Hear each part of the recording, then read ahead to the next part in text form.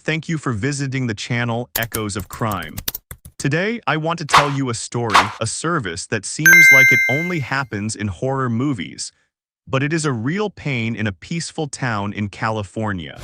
An 8-year-old girl was lost in broad daylight while playing right in front of her house. The whole search process was chaotic. The family fell into despair. And when her body was found in a suitcase in a lake, everyone expected it to be an accident or a stranger to do it.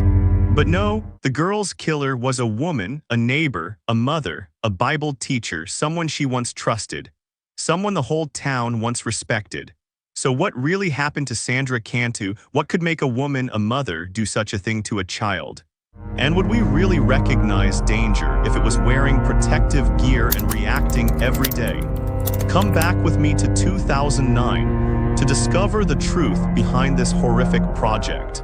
When the black suitcase was pulled from the bottom of the ditch, it weighed little more than an empty backpack. But inside was a dream. This could have belonged to a little girl seen, motionless as if trying to move in circles to escape the horror. Her name was Sandra Cantu, 8 years old in 2nd grade. An innocent child who loved stuffed animals, loved to draw rainbows, and who had been playing in the yard just the day before. But this was no ordinary arrest. And certainly not a crazed killer. The killer came not from far away, but from someone Sandra's family had trusted. A woman, a mother, a Bible teacher. To understand what happened, we need to go back in time to that fateful afternoon. March 27, 2009, the small town of Tracy, California, was as sunny as ever. Orchard Estates, a quiet mobile home park on the edge of town, was where Sandra's family lived. It was a neighborhood of working-class people, single parents, and retired grandparents. A close-knit community where children played freely and everyone knew their neighbors' children by name. Sandra had just come home from school. After a snack, she went outside to play just like she always did. It was about 3:45 p.m. Her mother, Maria, watched her daughter from the window. She wasn't worried. Sandra always played close to home, in the yards, on the cobblestone paths where kids played soccer, jumped rope.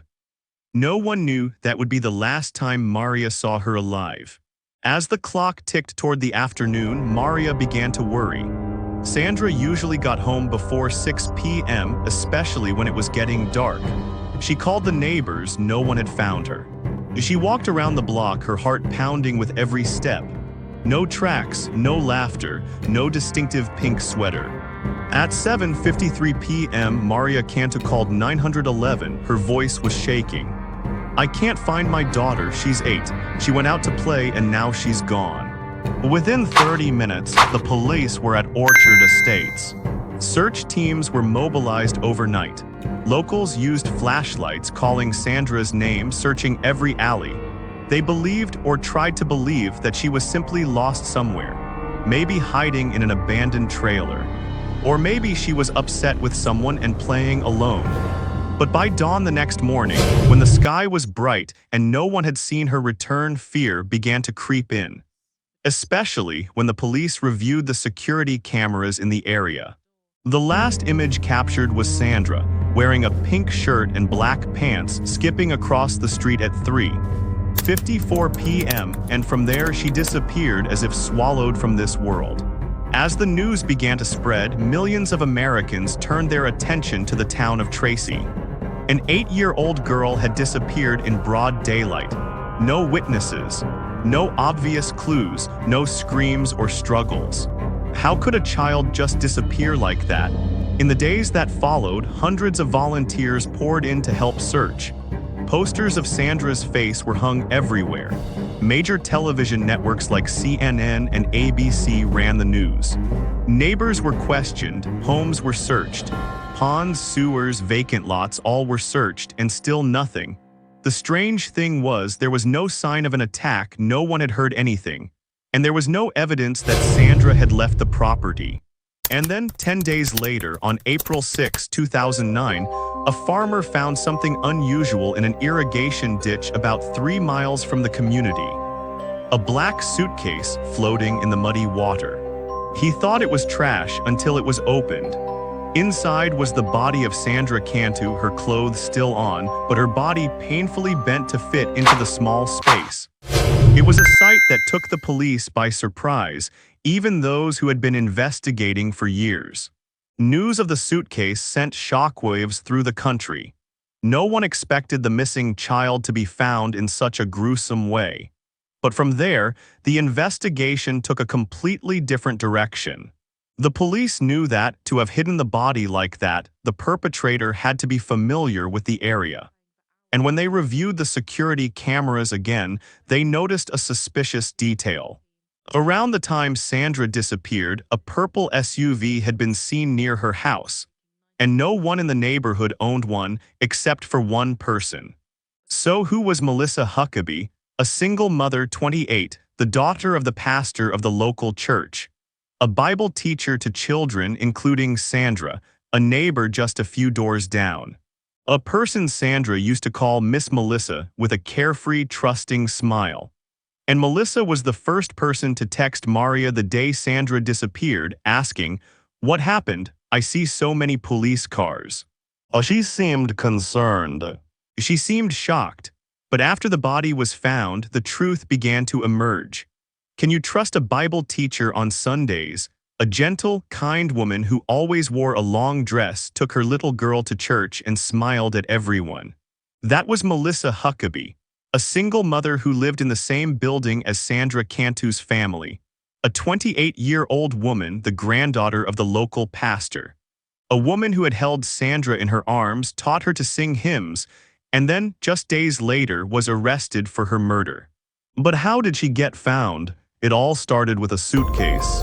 When Sandra's body was found in a suitcase floating in a ditch, investigators immediately saw something familiar. Because not long before, a woman in the building had reported that she had lost a black suitcase. That person was Melissa Huckabee. She told the police that her suitcase had been stolen. But the suitcase containing Sandra's body matched exactly in color, size, and style. It was too much of a coincidence. The police began to wonder. They began to pay attention to Melissa, and it didn't take long for them to realize there was something wrong with this woman. A few days later, Melissa went to the police station voluntarily. She cried and said she felt hurt by the suspicion. She said she was the one who was most heartbroken by Sandra's death. She even took the initiative to approach the media. In an interview with a tired face and tears in her eyes, she said, "I can't stand people looking at me like I'm a monster." But that initiative made the investigators even more suspicious. Who wants to attract attention when they're investigating a child murder case? Murderers usually avoid the spotlight. Melissa stepped into it as if she was acting. The police continued to follow up, and then another strange detail emerged. Melissa had sent a text message to the mother of another girl in the building. In it, she wrote, "I'm sorry for what happened. Tell her I didn't mean to do it. It was an accident." Wait, accident? Sorry for what? To whom? The other mother was confused. Her child was fine, so what was Melissa apologizing for? The police were stunned. They believed that Melissa had sent the wrong message, intended to send it to Sandra's mother, but accidentally sent it to someone else. An unexpected move, but one that had inadvertently exposed her. This was no longer suspicion. This was circumstantial evidence, a half-hearted confession. The police immediately returned to the church, where Melissa and her family regularly attended. They decided to check every nook and cranny, especially the rooms where she often went with the children for Bible study. And they discovered something terrifying. On the carpet in a small room, there was blood. DNA analysis confirmed it was Sandra Cantu's blood, which meant Sandra had been here. She had stood in this very room before she was murdered. She had not been kidnapped from somewhere far away. She had not disappeared mysteriously. Sandra had been led into what she thought was safety, into the hands of someone she trusted. Melissa had used intimacy, familiarity, to do the unthinkable. When summoned again, Melissa seemed to lose control of her words. She confessed, but her confession was vague and fragmented. She said that what happened was an accident, that she had not intended to kill Sandra, but had just panicked, so she hid the body in a suitcase and threw it in a ditch. But what the forensics found said otherwise. Sandra's body showed signs of being drugged before her death. A powerful sedative called lorazepam used to treat anxiety and psychosis. That drug was prescribed to Melissa Huckabee herself. In addition, forensic doctors discovered that Sandra had been severely abused. She had been tied up, brutally bent over to fit into a small suitcase before being thrown into the water. This could not have been an accident. This was intentional, timed, premeditated. So what was the motive? Why would Melissa attack a child? The police began digging into Melissa's personal life. They discovered a past that was not as peaceful as it appeared. Melissa had been diagnosed with bipolar disorder and severe depression. She had a history of self-harm and had been fired from her job for erratic behavior. She had a 5-year-old daughter, the same age as Sandra, and had been suspected by acquaintances of unusual behavior with young children. Although she was never prosecuted, the rumors now became more terrifying than ever. Was Melissa simply a psychopath out of control, or was she a predator, hiding behind morals and religion, hiding her crimes in the guise of an angel? On April 10, 2009, Melissa Huckabee was arrested on charges of first-degree murder, kidnapping, and child abuse. She was jailed that night. The entire community of Tracy, California was shocked. People couldn't believe their eyes. A woman they had trusted, who had sat in church with them, who had sung hymns with the children, was now behind the death of an 8-year-old girl. And the scariest thing was, no one suspected anything until it was too late. No one suspected that. The monster was so close, so familiar, but the case wasn't over. The investigation was clear. The crime was exposed. Now it was time for justice to speak. A small room, a woman with her head bowed, not daring to look at anyone, and across the room, Sandra Cantu's parents. The mother clenched her fists, her eyes filled with tears. The father clenched his jaw as if trying not to scream. They all sat there. In the first trial of Melissa Huckabee, the woman accused of killing the beloved 8-year-old girl. There was no crying, no screaming, just an eerie silence that filled the courtroom, because the crime was so horrible. So cruel and so unexpected. What did Melissa do? Why Sandra? And what really happened that fateful day? The prosecutors began to paint the whole picture in clear words, evidence by evidence.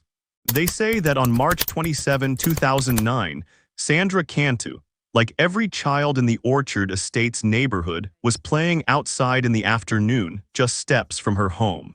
No one paid any attention to Melissa at the time.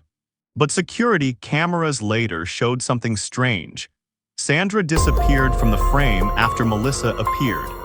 They believe Melissa lured Sandra into her car by saying she needed help carrying things into the church. She trusted her and nodded in agreement. It was an innocent, naive act and also a fateful moment that robbed her of her future. When Sandra entered the small room in the church, where Melissa had taught the Bible, the door closed, and she never came out again. Investigators say Melissa drugged Sandra with lorazepam, a sedative prescribed to her. Then, somehow, perhaps only she knew, Melissa abused her, tied her hands, and put her body in a tiny suitcase. That suitcase was hers. And that was the biggest flaw. The police found Sandra's DNA not only in the suitcase, but also in the church room, in Melissa's car, and on the straps that bound her body. They also discovered that Melissa had stopped by a store that evening, buying a bottle of industrial cleaner as if to cover up the crime. But it was too late. The evidence was everywhere. But despite the overwhelming evidence, Melissa initially denied the accusations. She cried. She said she didn't remember anything. She said her mind was blank, that maybe she had done something in a panic. It was a tactic. But no one believed her. Psychologists were called in. They assessed Melissa as having a history of bipolar disorder and depression, yes, but no one thought she was so out of control that she didn't know what she was doing. Melissa knew. Every move was calculated, every step was deliberate. So the biggest question remains unanswered. Why did Melissa Huckabee kill a child who had no grudge? Why did she choose Sandra, someone who had played with her daughter? A number of theories began to emerge. Investigators speculated that Melissa was in a state of extreme emotional turmoil, having just lost her job, struggling to raise a child alone, and feeling like she was losing control. But was that enough to turn her into a killer? Some speculated that Melissa was jealous of Sandra's mother, a young woman who was well-liked by the community. Perhaps in Melissa's troubled mind, harming Sandra was a way to hurt the mother back. Other speculations were even more chilling, that Melissa had a compulsive urge to harm children and that Sandra was just the first victim to be discovered. But in the end, no one really knew for sure. Melissa never revealed the whole truth. She unexpectedly pleaded guilty in May 2010 in a plea deal with prosecutors to avoid the death penalty. She admitted to kidnapping and killing Sandra, but offered no explanation. She only repeated that it was a terrible mistake, that she didn't understand why I did it. The courtroom was silent. Sandra's father, Daniel Cantu, stood up, looked directly at Melissa and said, "You took my world away. You took my little girl away, and now you can't even tell me why." That question will never be answered. Melissa was sentenced to life in prison without the possibility of parole, plus 25 years to life for kidnapping and child abuse. She was sent to a women's prison in Chowchilla, California, where she would spend the rest of her life behind 4 cold walls. But for Sandra's family, justice doesn't mean healing. They no longer hear her laugh. No longer see her little feet skipping around the house. No longer are they hugged before bed. All that remains is emptiness and memories. Sandra's story shocked the nation, not just because the victim was an 8-year-old girl, but because the killer was a woman who taught ethics and the Bible. She didn't come from the outside, as we often think of criminals. She was right there in the community, in familiar arms. The most heartbreaking question is, how many other Melissas are living among us, wearing masks of kindness but hiding the darkness inside? Tracy was never the same again. People began locking their doors more tightly, looking at strangers with suspicion. The church where Melissa once taught, now empty. Sandra's pictures are hung everywhere, a reminder of the unexpected. Sandra's parents set up a charity in her name to help families of missing children. They said, "If we can't bring our daughter back, at least we can protect other children." But does justice really end here? Or are there mysteries, details that have never been told? Could a crime like this have been committed alone? Is Melissa hiding something that neither we nor the courts have ever known? When Melissa Huckabee entered her first cell, the outside world began to learn to go on without Sandra. The town of Tracy was no longer the peaceful place where children ran around on the lawn in the afternoons. No longer a place where people left their cars unlocked, doors ajar, or smiled at anyone, especially those who knew.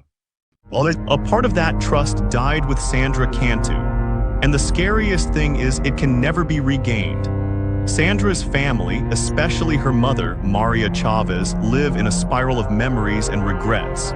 She once told a television interview, "The last time I saw Sandra was when she ran out of the house, turned around and smiled. I thought she'll be back soon. But she never came back." How can a mother forgive herself when she knows her daughter's killer was not a stranger, but a woman she had invited into her home, played with her daughter, and sat at the same table? How can one go on living when trust kills the child she loves most? In the month since the case was closed, hundreds of letters, teddy bears, flowers, and pictures of Sandra have been placed in a small corner near where she used to play.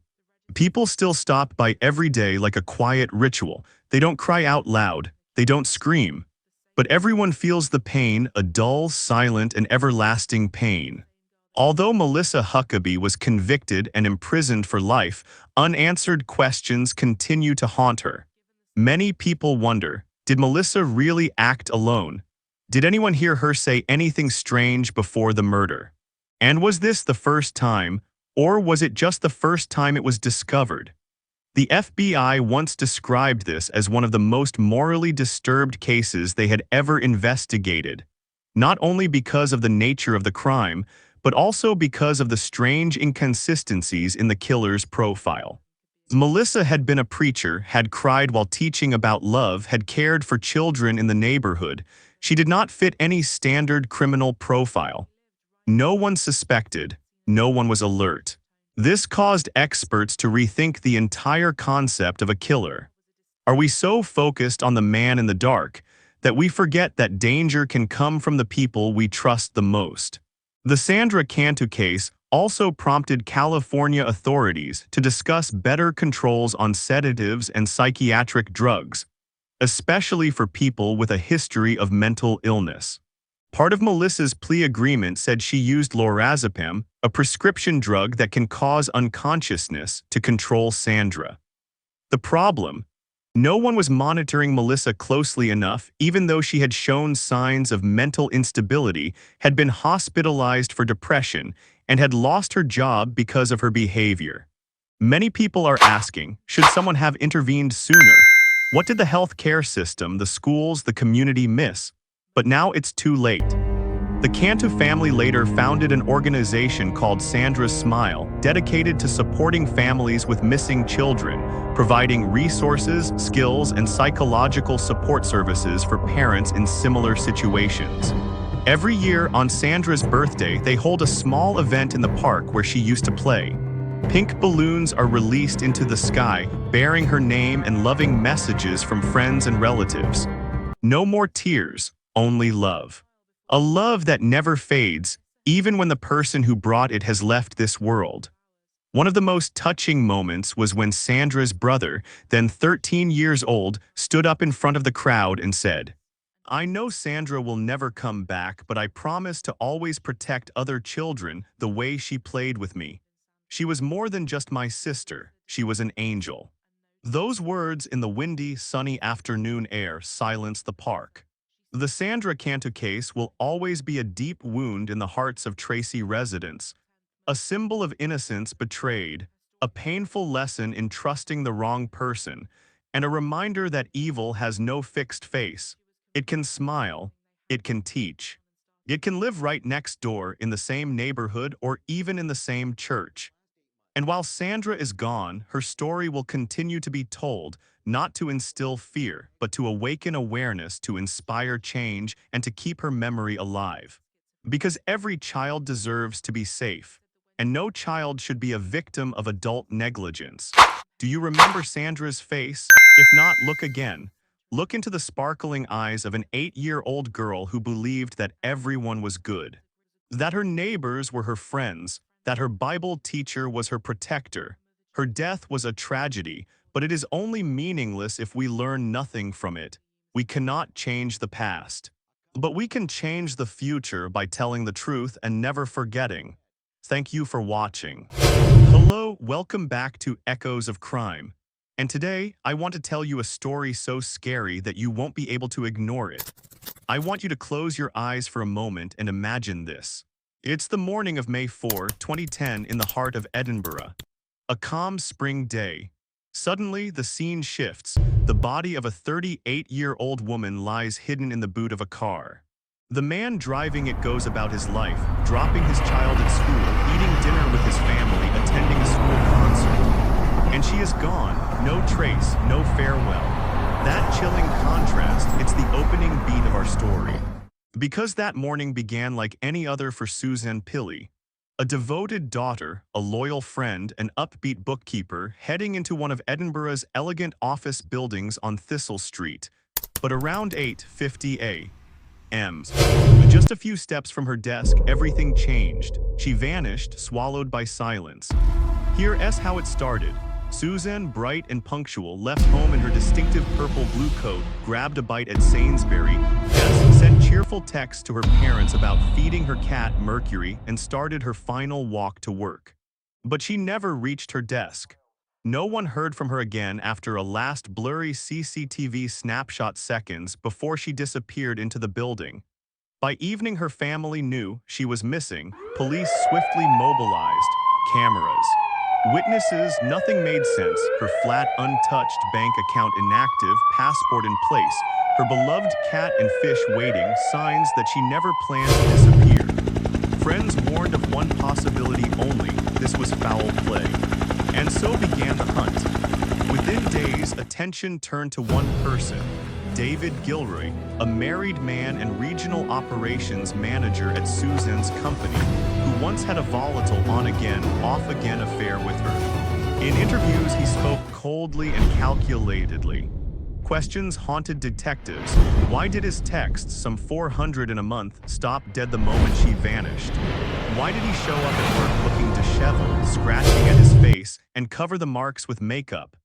Little by little, the case was reconstructed. In the early morning hours, Gilroy quietly tracked Suzanne to the building basement, where it's believed he confronted her.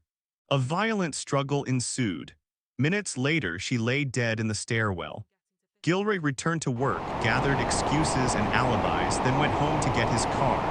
He drove into remote Argo, where police believe he dumped her body in the wilderness between Tindrum and Inverary.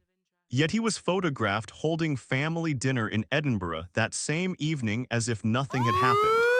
Cadaver dogs later reacted to areas in his car and office basement. Forensic experts traced vegetation beneath his wheels that matched forest terrain. CCTV confirmed bizarre detours and unexplained delays in his journey. And still, no body. By March 2012, a jury convicted him. There was no body, no murder weapon, no direct forensics, but the circumstantial evidence was overwhelming enough. Gilroy was sentenced to life with a minimum of 18 years. Suzanne's remains remain undiscovered. Her family denied closure. Her killer the only person who knows where she lies. It's a case that challenges us. Could love turn to obsession? Could control swap to violence in minutes? Could someone so calm and normal hide such darkness beneath the surface? If you find yourself holding your breath now, waiting for more, don't forget to subscribe to follow the next part. Before the headlines, before the missing posters. Before the haunting silence of May 4th, 2010, there was Suzanne. If you met her even once, you wouldn't forget her. She was the kind of woman who sent thank you texts to her parents for feeding her cat. The kind of friend who made time to volunteer in her community even after long days at work. She had a warm laugh, a tight circle of friends, and a fierce love for the small things in life: books, nature walks, music festivals, her cat Mercury. She was grounded, bright, loyal. But Suzanne also had a past she didn't always talk about, one littered with heartbreak and quiet pain.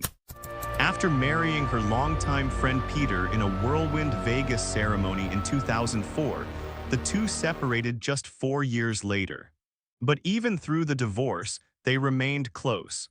Peter once said that Suzanne had a way of throwing herself fully into whatever she believed in, sometimes to a fault. That trait would later become heartbreakingly significant. Because after Peter came a series of relationships that started sweet but soured. One fiancé hit a cocaine problem. Another turned violent. Suzanne, trying to heal, moved homes often, switched gears professionally, and focused on building a quiet, steady life again. She took a job as a bookkeeper at Infrastructure Managers Limited, a stable role where she was well-liked, respected, and importantly, never late, ever. And then she met David Gilroy. David was charming, older, seemingly grounded. He had a background in the Royal Navy, reaching the rank of Chief Petty Officer. Now he was the regional operations manager in her company, a man with authority, experience, and presence. But he was also married with 2 children. Their relationship started in secret. Suzanne fell fast. Maybe she thought this time would be different. Maybe she believed in second chances. But those who knew her best would later say the whole affair was always unsteady. Sometimes he was romantic. Sometimes cold and controlling. It was passionate, but it burned unevenly. They lived together briefly when David split from his wife Andrea, but it didn't last. He moved back in with his family, and Suzanne tried to move on. Still, there was a strange, invisible tether between them. a pull she couldn't break and one he refused to let go. Text messages paint a picture clearer than any statement ever could. Susan told friends she was trying to distance herself, that she'd met someone new, Mark, and was finally starting a fresh chapter. But David's grip only tightened. He bombarded her with messages, sometimes dozens in a single day, pleading, guilt-tripping, obsessing. "I'll always love you," he wrote just the day before she vanished. Susan told a friend she thought he'd finally gotten the hint. But even then, she still saw him one more time, that final weekend before everything unraveled, and that's where the story twists sharply into darkness. Because while Susan was trying to turn the page, David wasn't ready to let the book close. He hacked into her email. He stole her phone. He even threw her belongings out of a window in a fit of rage. She had to change the locks on her flat. She told friends she didn't feel safe, but he still lingered, quietly watching. Waiting, then May 4th, the day Susan disappeared. Police would later learn that David arrived at work unusually early. He hovered around the office, logging into his computer, but never really getting anything done. Colleagues said he looked off, shaky, sweaty, his eyes glazed over. They noticed scratches on his arms and hands. Some even said it looked like he was wearing makeup trying to cover them up. And the messages. The flood of desperate texts and voicemails that had come almost hourly from David in the weeks prior, they stopped, dead, like a switch flipped. The man who had once obsessed over Susan suddenly went silent. When police questioned him 2 days later, he downplayed everything. Said the relationship had ended months ago, that she'd moved on and so had he. But behind that calm exterior, investigators saw something else: panic, paranoia. A man trying too hard to act untouched. And then, just days after she vanished, David reported a break-in at his home. He claimed someone stole his phone and laptop. Strangely, nothing else was taken. Just the devices that could have held conversations, plans, secrets. The timing, too convenient. The story, full of holes. Investigators didn't buy it. They began piecing together a timeline not just of Susan's last day, but of David's movements before and after. The pattern was starting to emerge. His morning shift, his odd trip to get his car. The sudden change of a work appointment that took him far out to Argyle, a place he had no real reason to be, except maybe one: isolation. Susan's body was never found, but traces of her final moments were hiding in plain sight in erratic decisions, in digital trails, in the eerie quiet of a man who had once shouted so loud.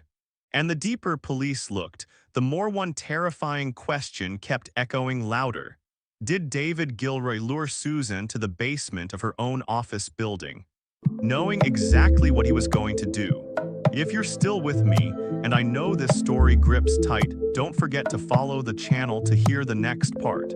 There are details coming that will change everything you thought you knew about this case. By the time Susan Pilley had been missing for just over 2 weeks, her case had already shifted from hopeful to heartbreaking. What began as a search for a missing woman had now become something darker. On May 20th, 2010, authorities made it official. They were no longer looking for Susan alive. They were investigating her murder. But how do you prove a murder with no weapon, no blood, and no body? It's every detective's worst nightmare, and yet, for the team working Susan's case, the pressure only made their focus sharper. They had to work backwards, piece by piece, moment by moment. And the closer they examined David Gilroy's behavior, the clearer the picture became. Let's rewind to the morning of May 4th again, but this time through David's eyes. At 8:36 a.m., David dropped his daughter off at school. He didn't drive, he took the bus to Thistle Street. Odd for someone who had a car.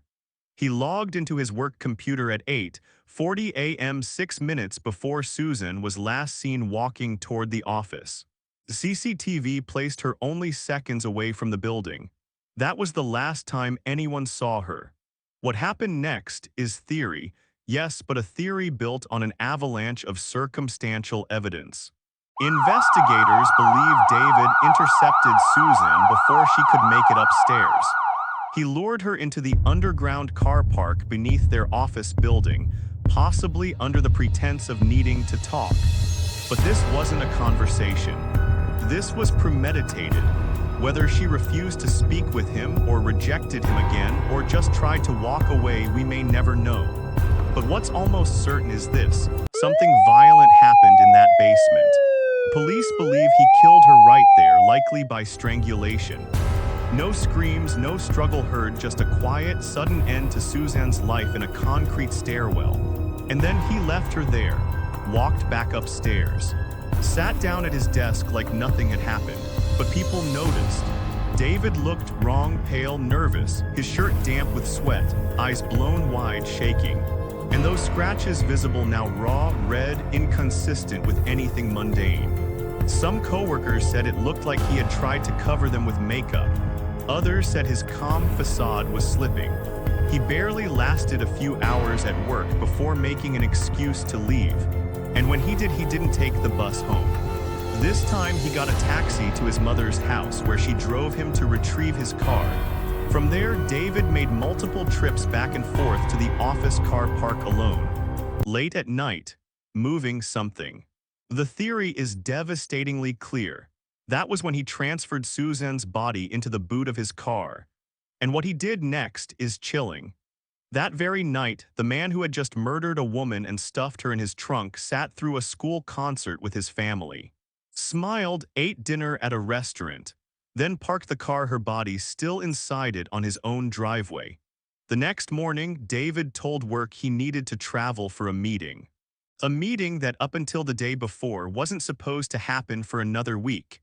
He insisted he'd go alone.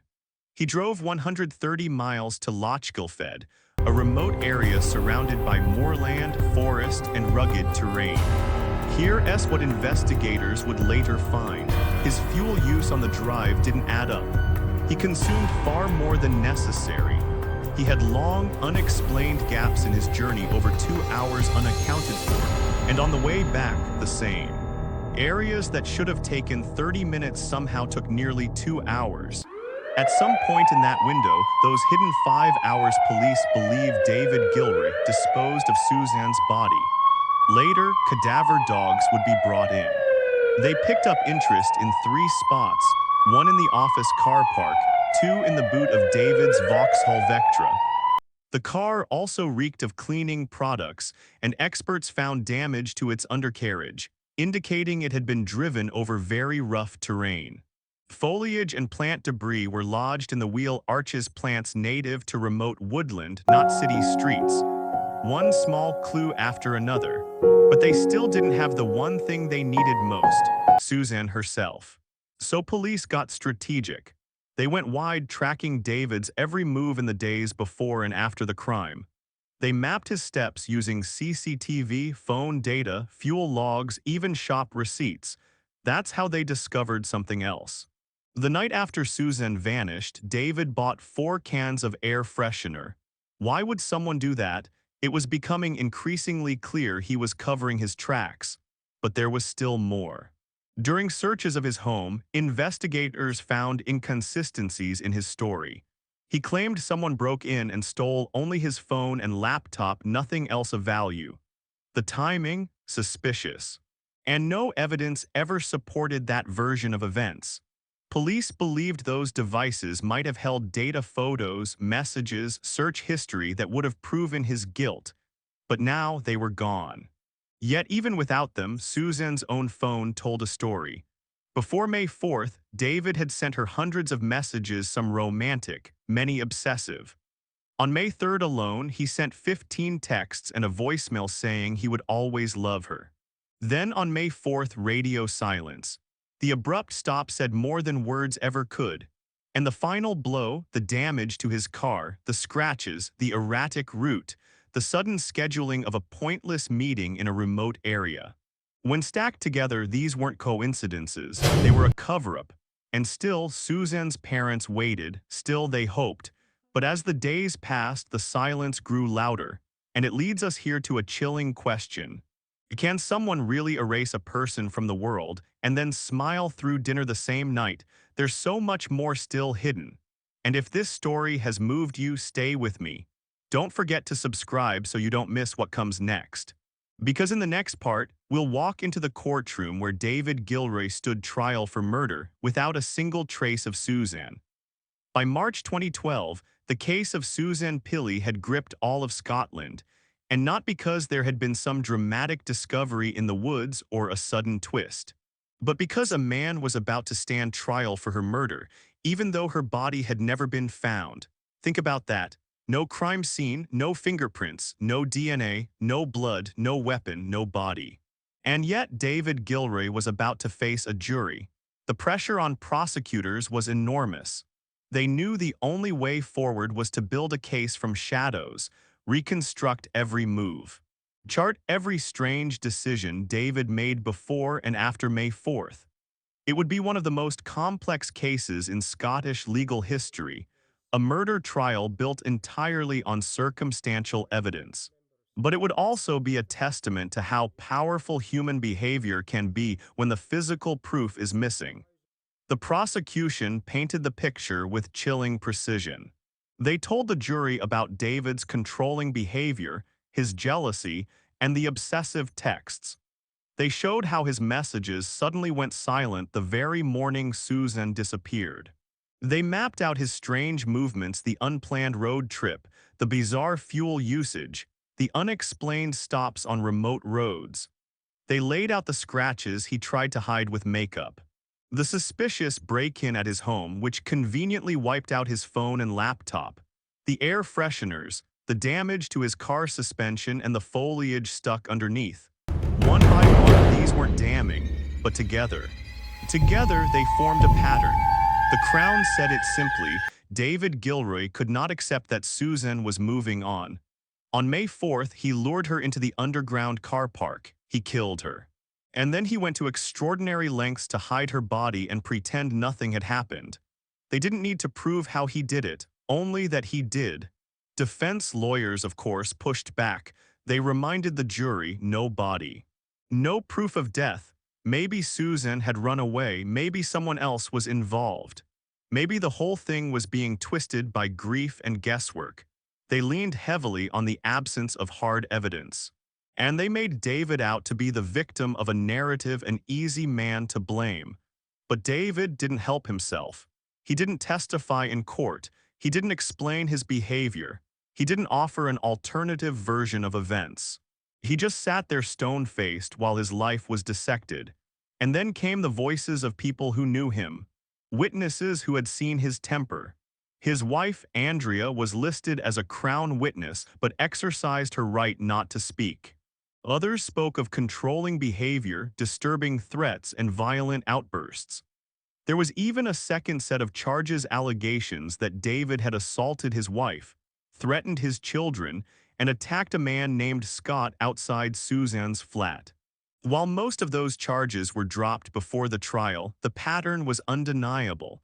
David Gilroy was no quiet, misunderstood man. He had a history of intimidation and control. As the trial neared its end, jurors had to face a brutal question: were all these coincidences truly coincidences? After 4 weeks, the verdict came in. By a majority, David Gilroy was found guilty of the murder of Suzanne Pilley and of attempting to defeat the ends of justice by hiding her body and misleading investigators. He was sentenced to life in prison with a minimum of 18 years behind bars. And yet, even in that moment of justice, something was missing. Suzanne's body had still not been found. For her parents, Sylvia and Rob, the verdict was a small comfort but no true closure. They couldn't lay their daughter to rest. They couldn't say goodbye. Rob once said in a public plea, "I often feel that if I could put a closure to it, maybe the grieving would be a lot better." But it's just one of those things you never seem to get to the end of. The police knew where they had to look: Argyll Forest Park. Hundreds of square miles of wilderness, steep and thick with forest. It was near where David had taken his unexplained detour, and experts believed that somewhere along that remote route, Susan was buried. But 400 miles of rough terrain is a massive task, even with search teams, cadaver dogs, and helicopters. Volunteers combed the area. Specialized teams crawled through muddy clearings, ravines, and woodland. Nothing, for years they looked, but Susan remains missing. It became a haunting reality. David Gilroy had killed her and buried her so well, so strategically, that the truth may never be found. Still, the Pilley family never gave up hope. They launched appeals. They spoke in interviews. They begged for new witnesses to come forward, someone who may have seen a parked car off a remote road, a man standing alone in the forest, anything. But no new leads came. And David, he has never confessed, never expressed remorse, never told the family where their daughter is. Not once. And that raises a disturbing question that lingers in so many unsolved disappearances. What kind of person takes a life and then buries the truth along with the body? If this story has kept you thinking, kept you up at night, don't go anywhere. There's one final chapter. In part 5, we'll explore the aftermath, how Suzanne's memory lives on, how her family turned grief into change, and how justice is still waiting for her in the forests of Argyll. If you believe this case deserves to be heard to the very end, subscribe so you don't miss what comes next. Justice may have a name, it may have a face, a courtroom, a sentence, but for the family of Suzanne Pilley, justice still feels unfinished. Because how do you move forward when the person you love, your daughter, your friend, is still missing, when you can't lay flowers on a grave, when there's no place to go on her birthday, no urn, no headstone, only memories and questions? Suzanne's parents, Sylvia and Rob, became the quiet heroes in a long, painful aftermath. Not by choice, not because they wanted to be, but because they had to be. In every interview, Rob's voice trembled between composure and agony. He would describe Suzanne's laugh, her stubborn kindness, her goofy sense of humor. And then, with just as much clarity, he would talk about the cold horror of knowing her body was out there somewhere, alone. They pleaded publicly more than once for David Gilroy to do the right thing, to speak, to give them the location, just a map, a clue, one sentence, something. But silence became its own form of cruelty. Even after being found guilty, Gilroy refused to admit anything. He filed appeals, claimed his innocence, but never gave the one thing that could ease a family's torment, the truth. Suzanne's mother once said, "It doesn't make sense to me. He's behind bars, he's serving his time. Why not give us the chance to find her, to bring her home?" But maybe, for some men like David Gilroy, control is the only currency they have left. And by keeping that one last secret, he ensures that even in prison he still holds power over the family he destroyed. Meanwhile, the forest in Argyll remains unchanged. Quiet, thick, unforgiving. Dozens of search operations were conducted over the years, some small, some large. But the terrain is vast. It's the kind of place where a small, hastily dug grave could go unnoticed forever, swallowed by undergrowth and time. One forensics expert once said, "If she was buried up there, it's possible she will never be found. We may have already walked past her and not known it." But still, people try. Even as years passed, new volunteers joined the effort. Some were strangers, others were inspired by Rob and Sylvia's perseverance. A few were search and rescue veterans, others were just locals with a strong heart. One even said, "I don't know Suzanne, but I know how I'd feel if it were my daughters." That empathy, that echo of shared humanity, is what's kept her memory alive. In 2018, a tree in Edinburgh was decorated with a red ribbon for every day Suzanne had been missing. Over 2,900 ribbons fluttered in the wind, each one a reminder that she was still gone, each one asking a silent question, "Where is Susan?" And that question doesn't just haunt her family, it haunts the system too. Because this case exposed a painful flaw in the law. Even with a conviction, there is no legal way to force a killer to reveal the location of a body. The Pilleys campaigned for change, joining voices with other families of no-body murder victims to push for legislation that would encourage or even compel confessions as part of parole eligibility. In some countries, similar laws already exist, laws where convicted murderers must disclose the location of their victims before being considered for release. It's sometimes called Helen's Law in the UK, named after another tragic case. But enforcement remains inconsistent, and in Suzanne's case there was no leverage. David Gilroy will be eligible for parole in the early 2030s. Whether he ever gets it remains to be seen. But unless something changes, he may walk free still carrying the truth with him. And so we come back to the beginning, to a young woman who did nothing wrong, who tried to live, to love, to move on, who wanted the same things any of us want: peace, security, a future. Instead, she became a victim of control, of rage, of a man who believed if he couldn't have her, no one could. But Suzanne Pilley was more than a name in a headline. She was a daughter, a friend, a colleague, a woman who should have grown old surrounded by the people who loved her.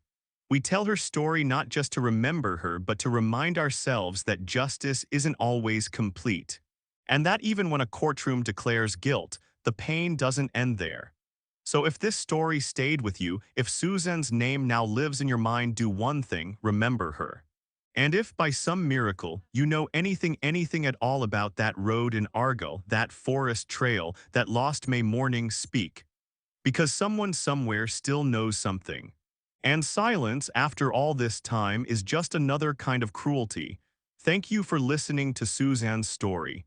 Until the next time, take care of each other. And never forget the missing.